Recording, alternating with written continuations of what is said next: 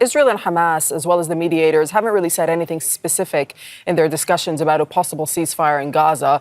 But as Charles was saying, the broad proposal is believed to be based on a three-stage process. So the first phase would be a 6-week ceasefire during which Hamas would release women, the elderly and wounded captives in exchange for Palestinians held in Israeli prisons.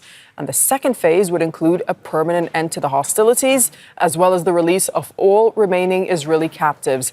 Then the third phase would be the reconstruction of Gaza and the return of the remains of any deceased captives to Israel. We have with us Daniel Levy, who's the president of the Independent Policy Institute, the U.S. Middle East Project. He's also a former Israeli peace negotiator, joining us from London. Welcome back to Al Jazeera, Daniel Levy. So Charles was just saying that going into these talks, Prime Minister Benjamin Netanyahu presented a list of what he said were 4 non-negotiable Israeli demands, including a guarantee that Israel could resume fighting at any point if there was a ceasefire. So this has angered some in Israel, as well as some mediators, accusing him of attempting to sabotage any progress. Having said that, going into these talks, what are the chances of a breakthrough, in your opinion? Doreen, it's good to be with you. I think you just kind of answered your own question. The chances for a breakthrough are very slim because Prime Minister Netanyahu, and it's not exactly breaking news, continues to do everything to undermine those prospects. It raises the question that why have the US administration been lying to us since President Biden gave that speech outlining the plan on May 31, when they've been telling us for weeks, Israel accepts it, it's all good, there's only one problem, Hamas. That's not true. Prime Minister Netanyahu knows that if he insists on continuing the war, the devastation, the destruction, what we saw again yesterday in Khan Yunis, what we see every day, the mass daily civilian killing events, he knows that if he insists on continuing that, there can't be a deal, because any effort to create some kind of constructive ambiguity is totally blown up by his very clear insistence.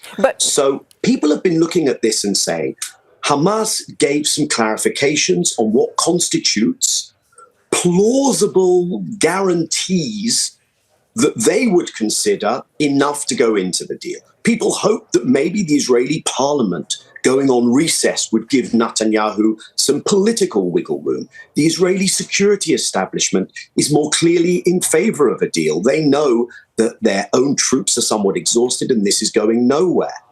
The Americans are perhaps more desperate. So that added up to maybe there's some optimism, but that has been once again totally negated by the Israeli Prime Minister. And let me tell you, Doreen, some of the Israeli journalists are being honest and telling us that they are being fed information and they're being told they have to quote this as military sources on the Israeli side, but it's coming from the Prime Minister's office and it is designed intentionally to create obstacles on the path to a deal. But here's the thing, Daniel. I mean, could this idea of phases, these 3 phases, and starting off with a short-term ceasefire, create the space for an actual end to the war that it would make it harder for Israel to resume due to some of the pressures that you speak of on the Prime Minister, as well as his own troops being exhausted? So that's the design. You're absolutely right. That's the structure they've tried to give this. And that kind of thing can perhaps work because you go into this with an intention, a commitment, at least on the part of the mediators, that this will continue, knowing it's fragile, and then you try and create realities on the ground, getting in that desperately needed humanitarian assistance, withdrawal, at least in part in the initial phase of the Israeli forces, and you try and create layer upon layer of reality, which makes a return to the current horrors more difficult. But in order to do that, you have to have some kind of willingness to go along with that on the part of the Israeli government, the Israeli leadership.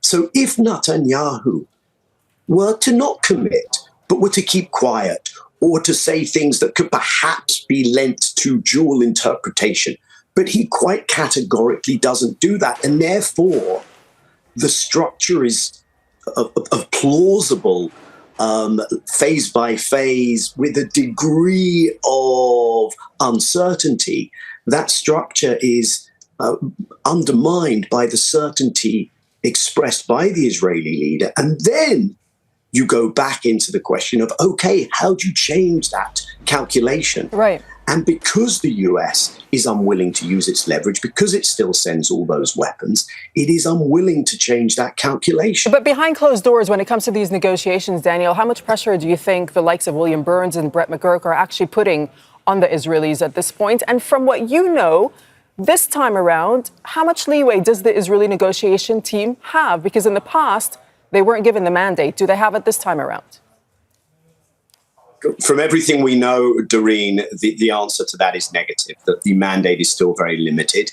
And in terms of what's the pressure behind closed doors, well, here's the thing.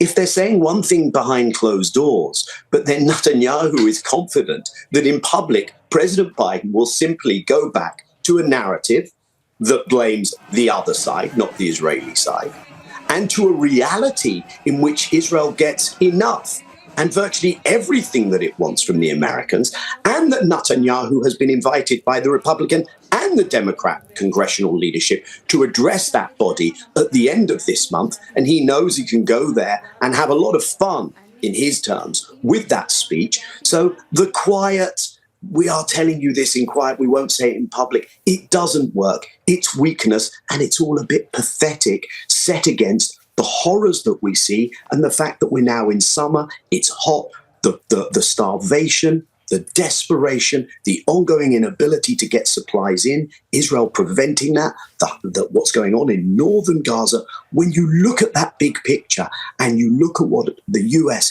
is bringing to the table, I think one has to draw a very depressing, sad conclusion and hope that that change, but only public pressure may change it. Okay, Daniel Levy, thank you so much for joining us from London. Thank you. Make sure to subscribe to our channel to get the latest news from Al Jazeera.